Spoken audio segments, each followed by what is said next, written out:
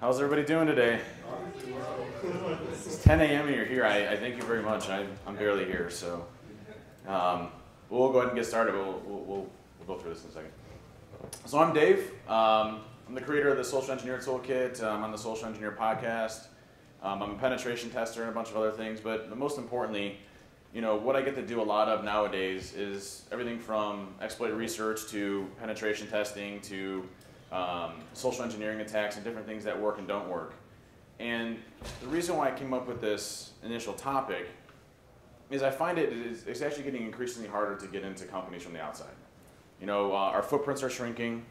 Things like SQL injection you may still see every once in a while if you're not really mature in that side of the house. So from an application security perspective, things are getting a little bit better.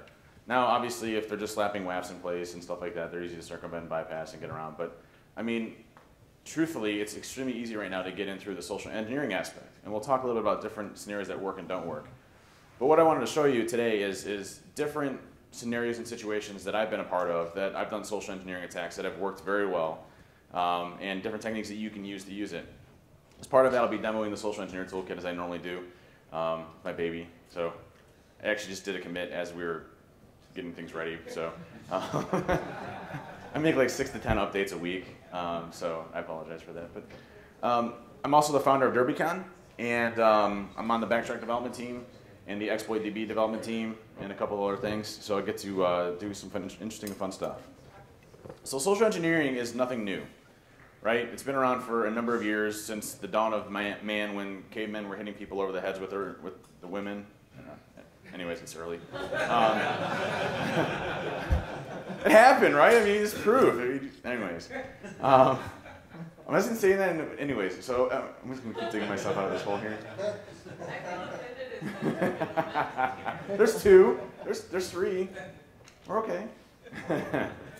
No, but I mean, social engineering has been around for a number of years, specifically too, and obviously on the technology side. I think, you know, in the early 80s, mid-90s, obviously with Kevin Mitnick and a bunch of other things, social engineering was a big topic of interest. And then it kind of died off when we started getting to the network attacks, the operating system attacks, the web application attacks, and really have started to take a lot of focus again with technology because, you know, instead of spending weeks and weeks and weeks finding a 0-day, oh my God, it's Egypt, I love you.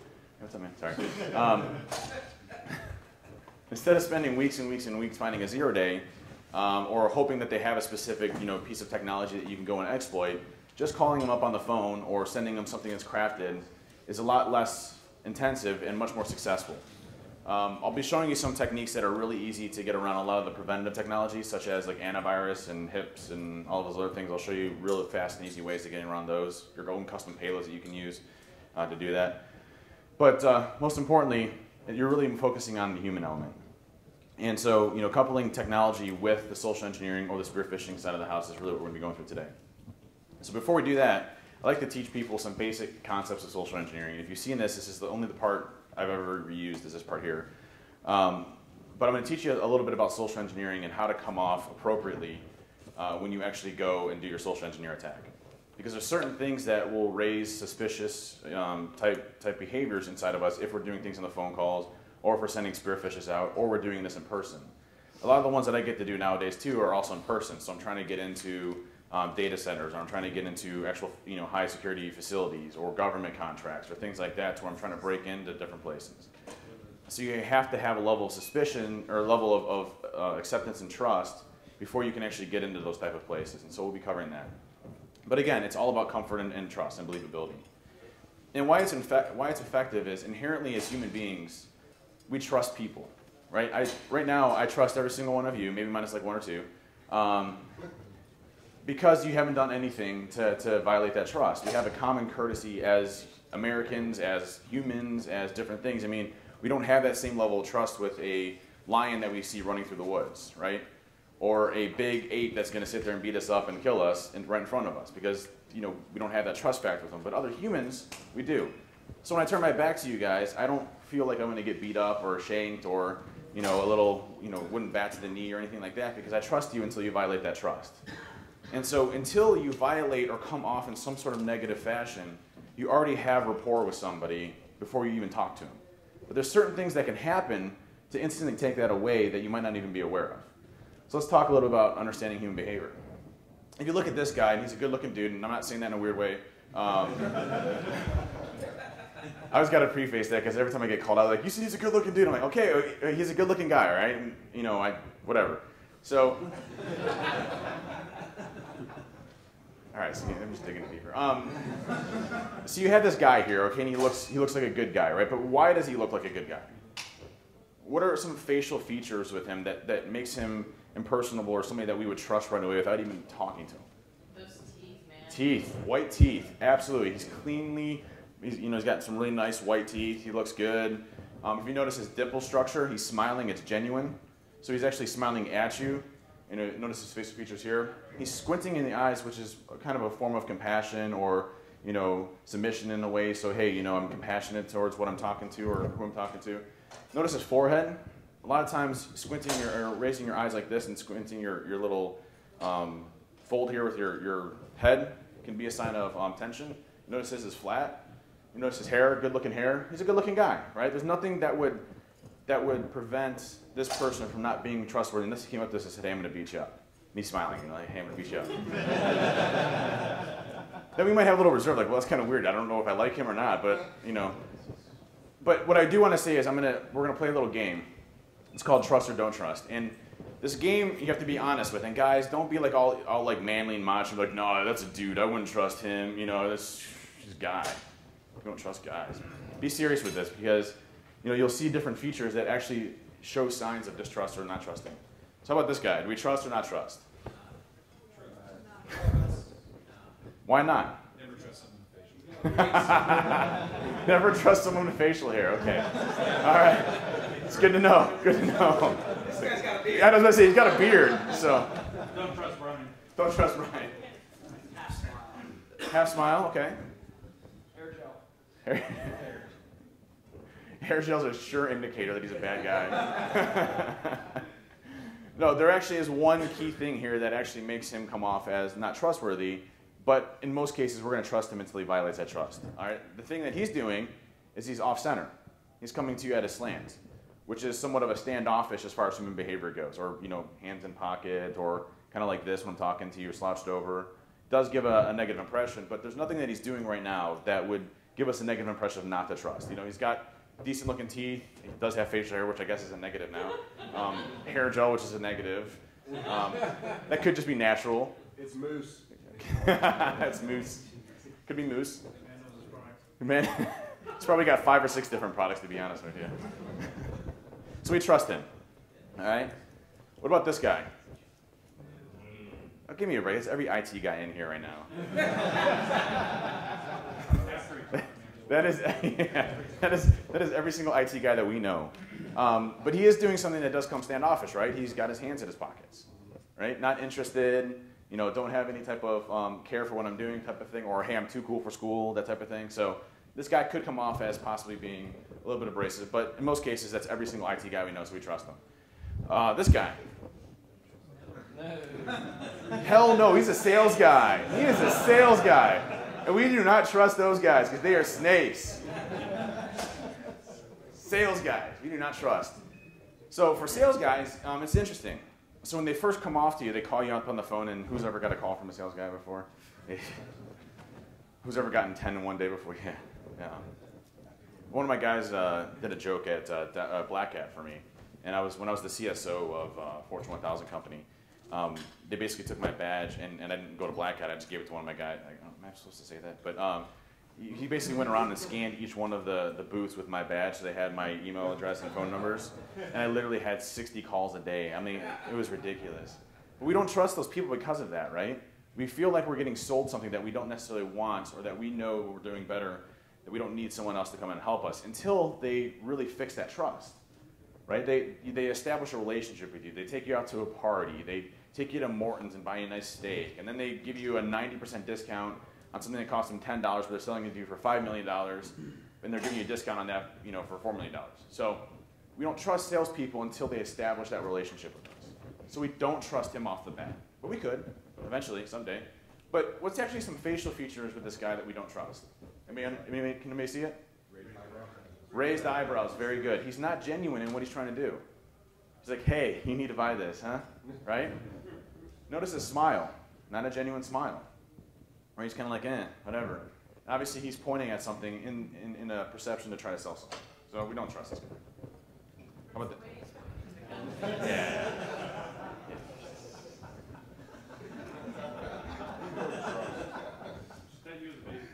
What's that? That's not me as a baby. Pretty close, though. Hell yeah, we trust this kid, right? Because kids have a uncanny knack to not do wrong, in our opinion, right? Especially kids like this. They don't have a filter to do things that are right or wrong. So we automatically trust this kid, which, by the way, if you have kids, best way to social engineer your wife is a kid. No offense, but you need a TV or a new car or things like that, you can totally use your kid for that and make it feel guilty. Right? What? I'm not saying from experience, I'm saying you can do it, all right? All right, so the next one, ladies, if you wouldn't mind not saying anything real quick, this is a guy sample size type thing. Trust or don't trust? Hell yeah, you trust. It's a girl. It is a girl. Ladies, if you don't know this right now, you have the best uncanny social engineering abilities in this world, okay? So we trust, all right? Of course you trust. And not only do you trust, but you will give her everything. Your wallet, your car keys, social security number, whatever you want, you got from this chick right here, okay? You trust. How about this? That is a picture of your wife. Not really your wife. I mean, I'm just saying, that is everyone's wife right now. That's why you're here at this conference. So obviously, you kind of trust, but you trust a little bit, okay? All right, this guy?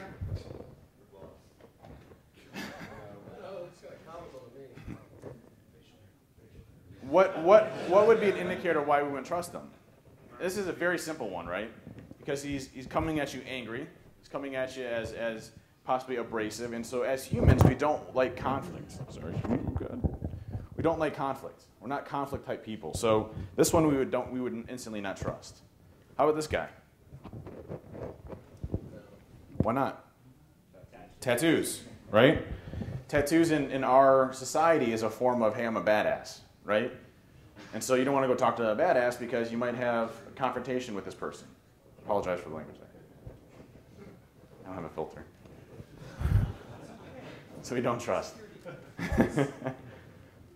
So probabilities, women, you have a 90% chance of being successful in a social engineer. Just by doing nothing, just by being a woman. That's that. So you being on the phone talking to a man, you have a 90% chance of being successful. Because in our culture, we don't perceive women as being deceitful, lying, or cheating, or stealing. And I know that's like, never mind. So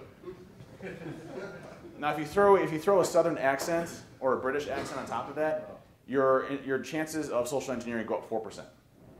Just by throwing up a Southern accent or by throwing up any type of British accent. And for some reason, Southern accents have a much more higher success rate and probability than British accents do, but British accents sound just as awesome too. So if you want my wallet, you can have it.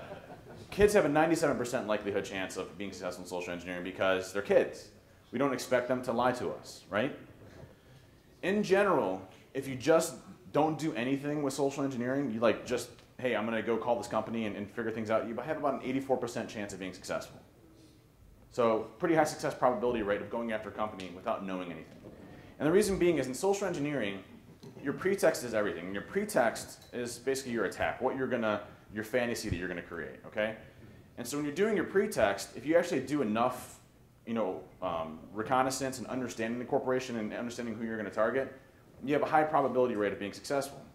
Now this actually goes down significantly in different types of situations, which we'll talk about in a second. But you need to be convincing. You have to develop an understanding for the company you're targeting. That is so key. Making it look believable and making it look real.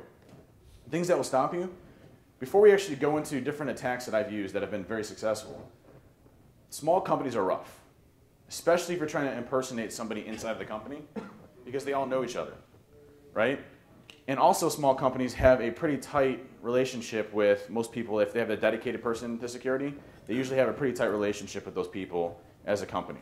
So small, and I say small, I say about 500 and less, 1,000 and less is probably the tipping point for that. So a lot harder to get into companies that are smaller because of that relationship aspect. Companies that focus on heavy education awareness is significantly much more challenging to get into than companies that don't. And I can tell you that for a fact. I know there was a little bit of a debate on the Twitter universe, and I think it was a Computer World article or whatever, but I think Dave Attell from Unity said that, don't invest in your education awareness, invest in your preventative controls around, your users versus actually educating them. And I fundamentally disagree on that topic because I've seen it, right? I've seen companies that actually invest in educating their employees, and it's significantly much more challenging to get them. Now, do I eventually get one? Yeah, probably, but it's significantly harder, and by the time I get there, at least everybody's aware of what's going on, and they're trying to respond to that incident. So companies that actually invest in education awareness have a much higher likelihood of being stopped, or having the attack stopped. So scenario one, I was doing a penetration test for a company, and social engineering was within scope. Real light footprint on the external presence. Talking, handful of web servers. One was third-party host. Their main website was third-party hosted. The other were like completely static, websites. Nothing major. No SQL injection or RFI, LFIs or file uploads or anything like that I wouldn't typically use to compromise the application layer. No network layer type stuff. They had their mail was outsourced, and they only allowed 25 to that outsourced provider. So, 25 DNS, nothing was basically available from the outside. So a real small footprint, but a relatively large company. It was really nice to see. Luckily, social engineering was in play. So what I had to figure out is I'm not going to get in through the external perimeter. How am I going to get in another way? And am I going to use phone calls? Am I going to use impersonating somebody and getting into the company, like through the front door? Or am I going to go do some sort of targeted spear phishing attack? So I started looking at my different avenues. And the first phase of any type of good attack through social engineering is the planning phase. Really trying to understand your target, using open source intelligence, finding information on there. There's one thing that I can highly recommend if you want some real quick hit information to go after people, is Jigsaw. Has anybody here used Jigsaw before? Somebody used the new tool in Backtrack Jigsaw from one of the dudes from Akion, I think wrote it? Oh my God. Seriously guys, this is one of the best things ever. Let me show you. Super fast. Make sure you update it from the latest Git repositories, because if you don't, there's some bugs with the cookies. This is, anybody here from Jigsaw, by the way? Seriously? Okay, I'm just checking. So there's a feature I guess you can use in Jigsaw. Feature. And unfortunately, it's coded in Ruby. Just kidding. I know. I was just joking. I was just kidding, man. So let's do. We're going to do a search for someone name a company.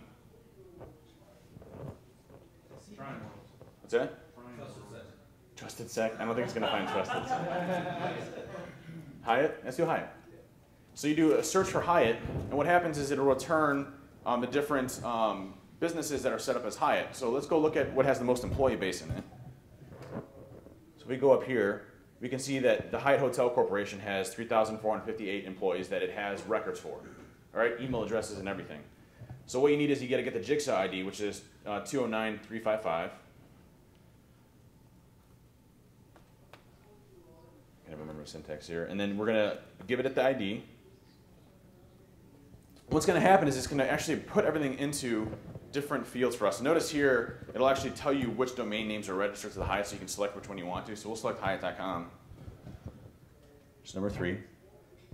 Notice here, it's actually pulling the different departments out. Sales department, everything else. I found 871 records just in the sales department. So if I want to start targeting people in the sales department, which is always, by the way, really good, especially from a B2P or B2B type situation. If you're coming in as someone that wants to buy something from them or spend money with them, they're usually more keen to do anything that you want to. And this is going to take a little while because it's basically going to extract however many it was, 3,000 some email addresses. But you're basically going to be able to enumerate the whole company, all of their email addresses that you can go and target for a spearfish. So now you have all of their email addresses and usernames that you can go start targeting, which is really slick. So Jigsaw is an actual company. You pay for some crazy, like I think if you want like 500 records, it's like $500 to get the records. And so it's basically like a social media site that has harvested cards from all over the world and used other different means of getting email addresses through different websites that sell them back and forth, like maybe like a Facebook or something that sells email addresses or something like that sells something. Maybe they don't, but I don't know. But so it's basically a collection of whatever they've been able to scrape off the internet for those different companies, and it's highly accurate. It's really weird. like I'll get bounce backs every once in a while, but it's I would say out of the email address list, I probably have about a 90% clip of being successful on those email addresses. So it's usually pretty cool. But you notice it's still extracting. I mean, I got 113 records in engineering and research, which if I'm going after intellectual property or want to target the company, hit them where they hurt, I'm going to go after the research and development side of the house, the engineering side. Engineers are awesome. If I'm going after administrative rights, I might target the IT or information security team. You know, so you have the different groups. Human resources is a great one. Support department's also a really great one because they always want to support people. Marketing's also really good. Marketing opportunities. One of my favorite ones that I did on the marketing side is I claimed to be a reporter from Fox News, and was said, hey, I want to have your company do a key piece in one of our O'Reilly show. I think it was like a Bill O'Reilly show or something like that. And so I don't know which one it was. I don't remember. But anyways, the people jumped all over, and I had all the executives in on this, and had them on conference calls, and like we were talking about scheduling and stuff like that. And so through there, I had them going to websites and downloading malware and doing a whole bunch of other stuff. It was awesome. But think about what I did there, though. That specific instance, I played so much on human emotion and excitement.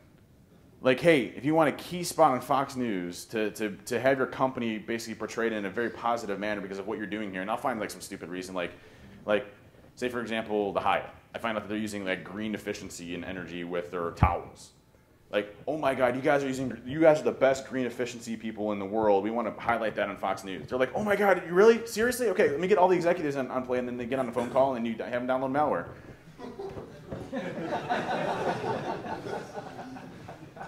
And by the way, it is really mean. It is really mean. It is really mean. It's not cool at all. It's definitely not cool. So with this company, again, it was a 50-year anniversary. So they had just gone through their 50-year anniversary, which is key to me because people pride themselves on their heritage of their company and what they do and their products and all that good stuff. And you probably had people there that have been there for 50 years. So if you start looking at the culture of this company, the culture is very family-oriented. You have people that have been there for a number of years. You know, you look at the whole mission statement, it's all about family and, you know, careers and things like that. So the company itself is very much that family feel type, right? So there's a couple of things I started thinking about when I'm going to go and attack this company. And the first thing is I pulled all their information from, is everybody familiar with FOCA? FOCA is a great tool that'll crawl websites and extract all the metadata off of like PDF files and Word documents and stuff like that. And from there you can grab user IDs, version numbers of like Word, PDF, things like that. But it's really good to automate a lot of that and pull it back and see all the metadata and scrape through it. So I use FOCA and Jigsaw to grab a lot of information out and started to look at what I'm going to profile. Now, I start to think about what I would fall for in this type of company. I immerse myself into this company as an employee, as someone that has been there for a long time, as someone that respects my company and trusts them. Not everybody's going to have the same feeling, but based on what I can tell from the outside and people's tenure there, especially looking at LinkedIn, like if you look at LinkedIn and see how long they've been at the company, a lot of them have been there for a long time. I know that I need to do something that's going to excite them emotionally. And playing on emotion is the key in social engineering, especially in spear phishing. Okay? So the pretext that we came up with, and this may sound really lame, and this is really mean too, the company had a 50-year-old anniversary. So what I did is I started looking at how they did their public relations, and I found their key person in the public relations site. A girl by the name of Jennifer. I made that up. It's not really Jennifer, so you can't like trace it back somehow. So Jennifer was their main public relations person, and she handled all of the corporate communications for the entire company.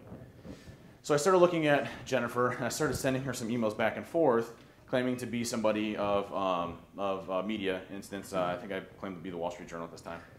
And she started sending me emails back because I wanted to see the format of her emails. That's all. So then I stopped, once she sent me an email back, I ignored it, and I basically started formatting my email to look like theirs. And I made a press release that looked just like theirs as well, that they would normally blast out to the whole world. And what I said is, as part of being a family heritage type company, as part of being the best in what we do, we're giving 50 free iPhones to our associate population, our employee population, because they're so great to us.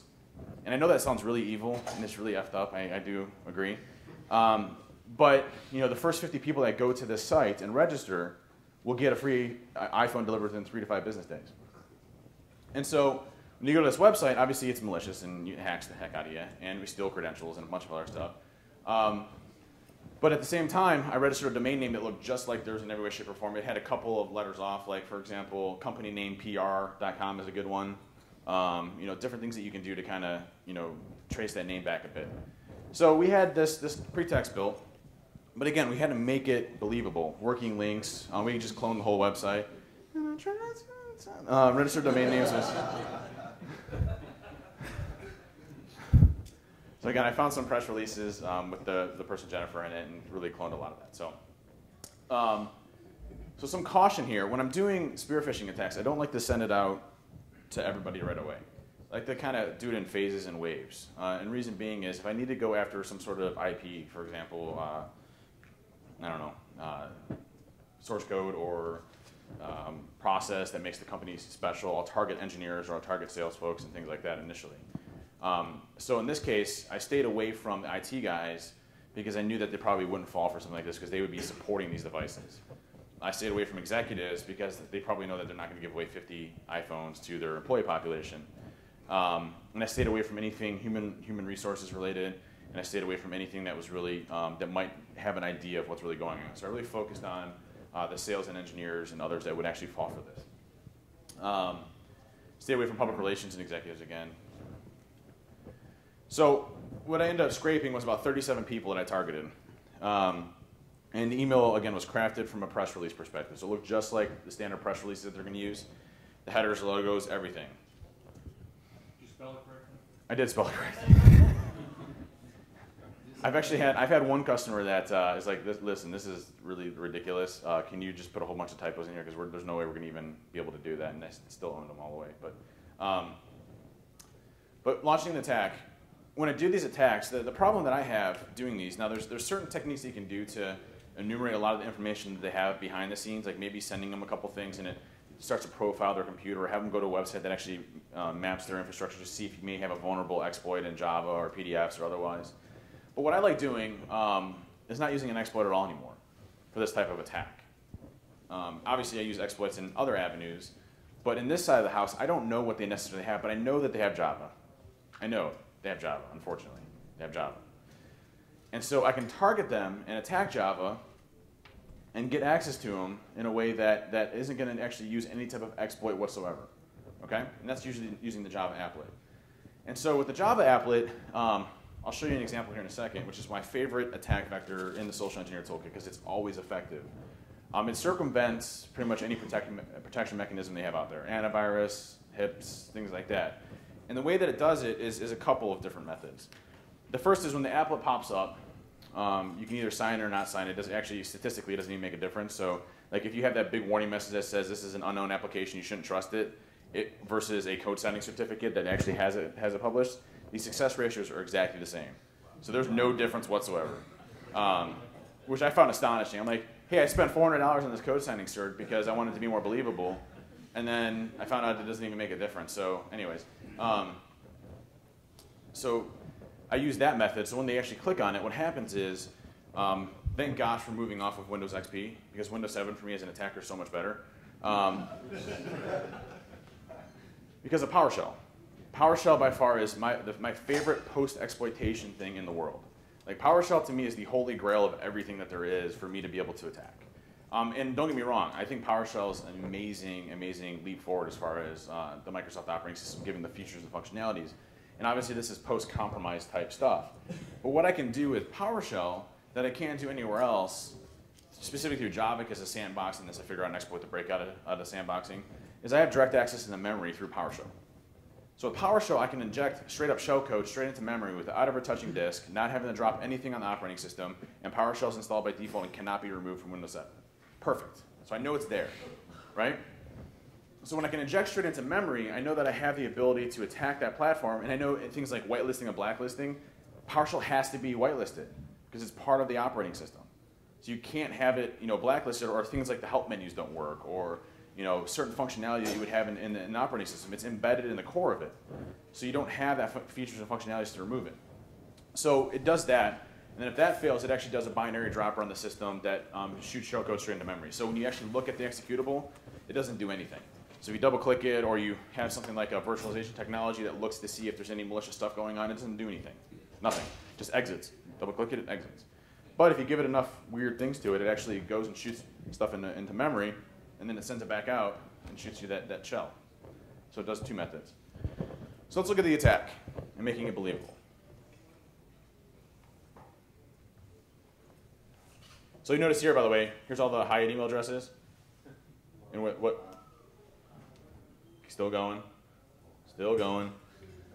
Here, let me scroll back up here. Still going. Still going. So that's all the email addresses that they have in there. But you can see the different groups. You know, sales manager, sales department, sales executive, director of sales, receptionist of sales. These are all sales. Let me go down here.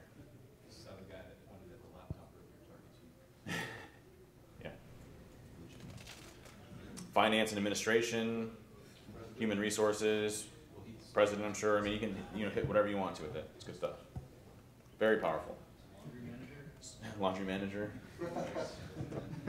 So now that we're in the set, this is the toolkit. If you haven't used it, definitely check it out. It's pretty robust in features and functionality, and it hooks very well into the Metasploit framework from a post-exploitation standpoint and browser exploits. Like obviously, the king of all post-exploitation is Meterpreter, and so it definitely hooks into Meterpreter to use that as a stable payload. And so we do the social engineer attacks. We're going to go to the website attack vector. And what's cool here is you can do a thing called MultiAttack, which say one of your methods of attack fails, like i.e. the Java applet, it fails. You still want other ancillary methods to be able to collect information from them if they don't believe it.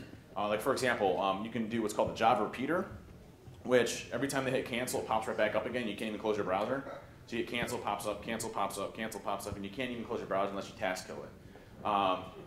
Or you can turn that off, and it does credential harvesting, where it'll capture the username and password. Now, what's interesting, I just want to show you something here. What I'm going to do is I'm going to target TrustedSec, because that legally it's my company and everything. I don't want to get in trouble. And I'm going to edit my config real quick, and I'm going to turn the name of Java. So when you do a Java applet, you can make the name anything you want to. So when it pops up, it can be Microsoft or Google or whatever you want it to be, just purely configurable. So I'll make this TrustedSec. Or you can make it TrustedSec verified and secure. Because people believe everything that they read. And ignore my next command line here, sorry.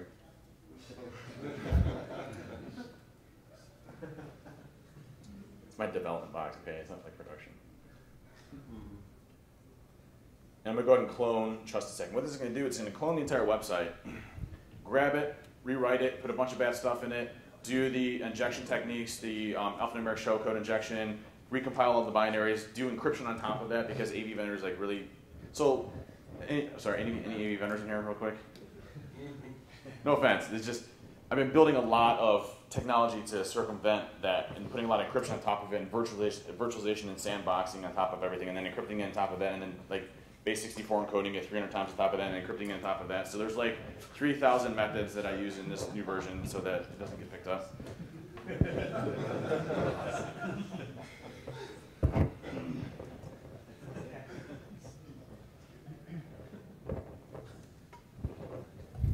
So what it's doing, it's going to go ahead, it's going to take the binary, it's going to byte compile the binary, it's going to randomize a cipher key exchange and encrypt it using 256 AES. And then it's going to put some stuff on top of that, and then it's going to encrypt it again. And then it's going to put some stuff on top of that, and then encrypt it again. Okay, so you notice a little bit of delay when it actually runs. And by the way, that initial PE file is virtualized PE, so it's all in a virtual machine. But what you'll notice when I actually execute this, there's a little bit of delay from when I execute it to when it actually sends back because of all the encryption I put on top of it. So it takes a couple seconds for that to actually decrypt and do all the unobfuscation and everything on it. So in here, we have everything running and ready to go. And we go to our website, and I just put a fake sales.trustsec.com up.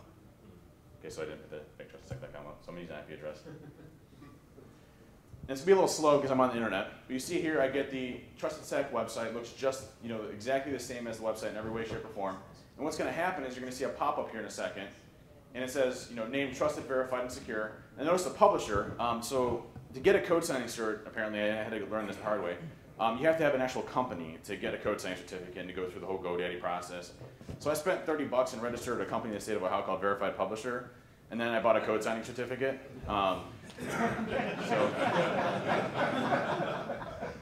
And I actually changed it. I just did my articles of whatever and changed it to an S Corp so that it actually just shows up as Verified Publisher instead of LLC. That was kind of like a flag.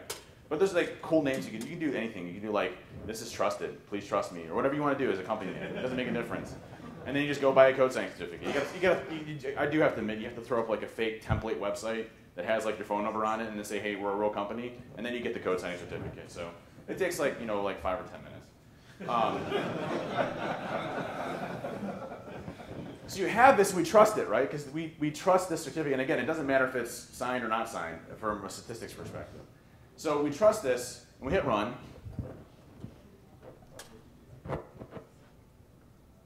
And again, it's going to take a second because it's doing its all decryption routines. And as soon as I hit run, by the way, what happens in the back end is it injects straight into memory, so we're never touching disk. Okay? Purely native shell code jumping straight into memory, not touching disk. There it goes.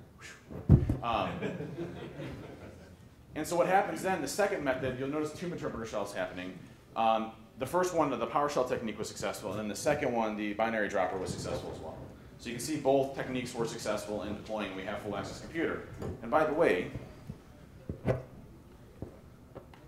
we are up to date and secure.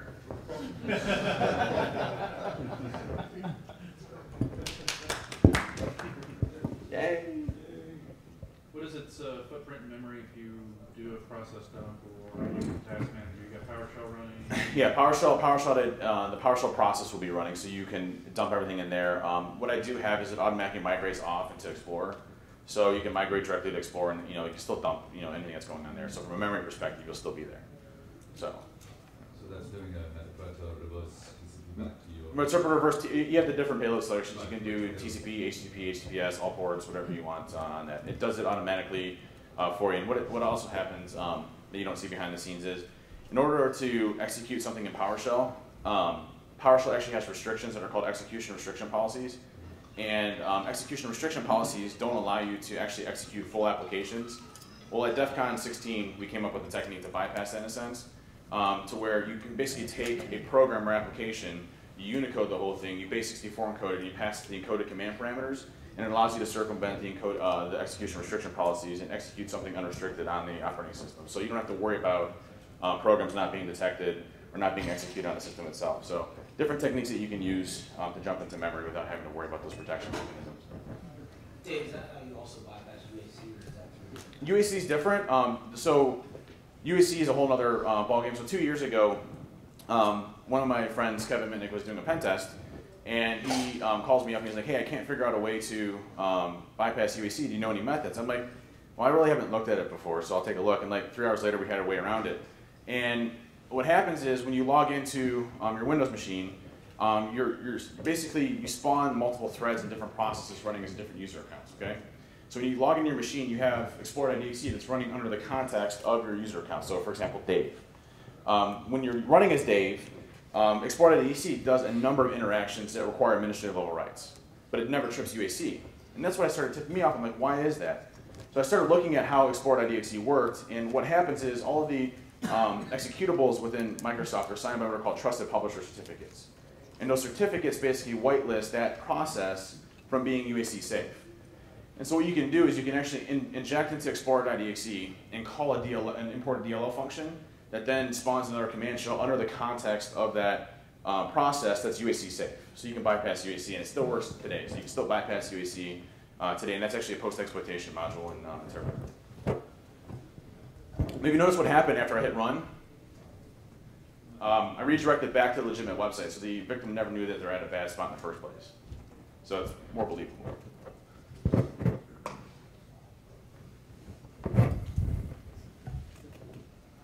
Oh, I'm like, wait.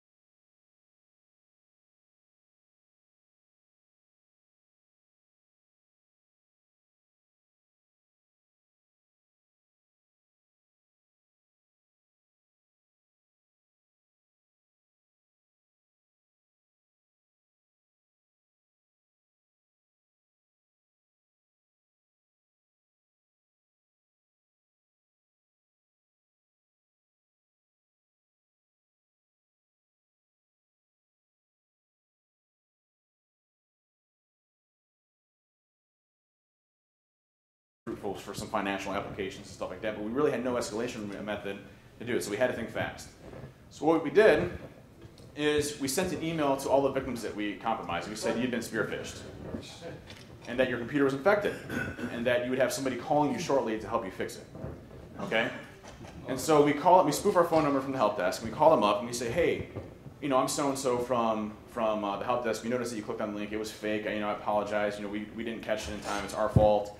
Because I do a special technique there in social engineering, which is I don't want them to feel guilty or wrong for what they do. And if I put the blame if I put the blame on me, sorry about that, camera guy, I apologize. If I put the blame on me, then the situation is deflated, right? They don't feel guilty for what they did. Everybody else fell for it. Don't worry about it, man. It's us that didn't catch it. Hey, we're trying to fix this. Oh, okay, cool. So you can do whatever you want to that person. It doesn't sound really bad, but anyway. You can do whatever you want to con that person whatever they need. So we're like, okay, hey, just to let you know, we're going to be, you might see some movement on your machine or something like that. Just a heads up that something might be going on. And the guy's like, okay, cool, no problem. So then I hang up with him, and I spoof my phone number from this guy to the help desk. And I say, hey, help desk, I just want to let you know, I have an issue with my computer right now, and I was wondering if you could help me with it. For some reason, I keep getting this error message that keeps popping up. And they're like, hey, can you do this, do this? I'm like, okay, yeah. I'm like, can you just remote my computer? I have no idea what I'm doing. So the help desk logs into the machine of the person that I just phished. And now I have an administrator token on it that I was able to impersonate. So now I have full admin rights, boom persistence, boom VPN in, boom access to the rest of the environment, and I got domain admin. So easy way to get access in is by thinking quick on your feet. This one was a good one. Business-to-business organization, 150,000 employees. So really large organization type company. And so I started looking for the company online. I did the exact same steps before. Open source intelligence, look for different scenarios to make the attack believable, right? Same stuff. So what I did is I came up with a website to claim I was a $250 million company, seeking assistance, and targeted the sales-centric folks. And the company that I was doing this for was basically a major big data center hosting company. So, basically they would host, major companies and businesses in a data center in the cloud, right? So it was a cloud thing. And so I start targeting the sales folks, and what I do is I don't target spear phishing. Well, kinda. So I sent them an email saying, hey, I'm a $250 million company. I'm interested in, your services. I need to move right away to get, this stuff in the cloud and move really fast. Money's not really a problem or anything like that. And so you make a fake company. You call your buddy to do the graphics art design and make it look like a real company. You set up a Google Voice account with your wife as the operator. So my wife was answering the phone, which is really funny. You sent an email, wait for the call. Literally, the call was instant. Like I sent the email out, and boom, I had a call. So like sales guys really want stuff. So I'm on the phone, and you can hear the lingo of the company and what they can do and what they can't do. And I start getting a relationship with them, like, hey, we want to go. How many minutes is that? 2. 2? Okay. Oh, yeah, okay. So I started to identify key people in the company that I wanted to go after. And then I scheduled a conference call to discuss the services the company provides. So I was actually on a conference call with these folks.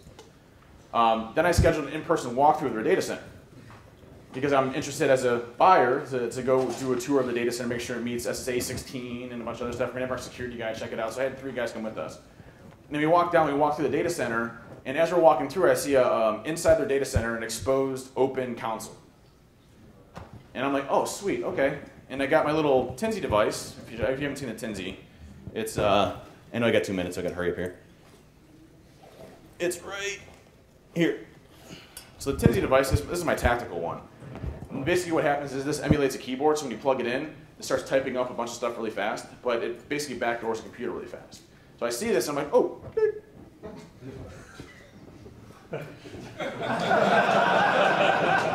You get that gut feeling, you're like, oh man, I'm getting so much trouble right now. Owned the machine, got access to inside the data center of this big company, and had access to the full thing. So it's pretty sweet. So that was the attack. The Tinsy's awesome. If you haven't had a chance, check it out. Just remember with social engineering, we always trust until you violate that trust. So come off confident. Come off as you know what you're talking about. Come off as not cocky or arrogant or anything like that. Very much on a relationship aspect, and gain their trust, because you will be 100% successful almost all the time. Some other fun ones. Unsubscribe links are my favorite. Like if you send them an email saying, hey, you've just been registered for the President Bush fan club, do you want to unsubscribe? And they click unsubscribe, it owns their machine. You send them like 50 of them a day. Like you send them and you send them from different email addresses too, so that like when you do it, it's like from different email addresses so you don't get hit by the spam filters. Keep going. Using blatant spear phishing attacks and call them up to fix it, like just blatant ones that are misspelled from Romania, and then calling them up to fix it. New direct deposit methods that can impact your money, like for example, new HR system that if they don't fill this machine out, they're not going to get direct deposits. There's a whole bunch of stuff. And keep going, sorry. Defenses against SE really limit the type of communications that your users can be on, i.e. egress filtering, stuff like that. Really focus on developing a strategy that challenges, that is comfortable with challenging people on the phone and challenging people they don't feel bad doing. And know when you actually have one to be able to detect it and respond is really critical, and educating the users couldn't be any more important. Any questions? I'm done, so no questions. See ya.